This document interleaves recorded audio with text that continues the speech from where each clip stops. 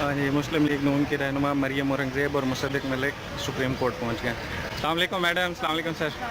फिलहाल चौधरी साहब को फैसला आ गया और सज़ा सुनाई गई है, क्या कहते हैं? सुनाई गई है जी, 5 साल के लिए नाअहल और 5 लाख रुपए जुर्माना। चले आपको सुना दिए तो पता करते हैं, अंदर आके वापस आके बोलते हैं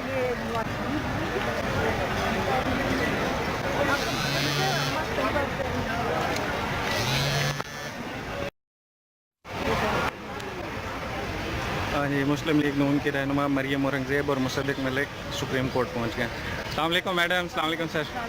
फिलहाल चौधरी साहब को फैसला आ गया और सज़ा सुनाई गई है, क्या कहते हैं? सुनाई गई है जी, 5 साल के लिए नाअहल और 5 लाख रुपए जुर्माना। चले आपको सुना दिए तो पता करते हैं, अंदर आके वापस आके बोलते हैं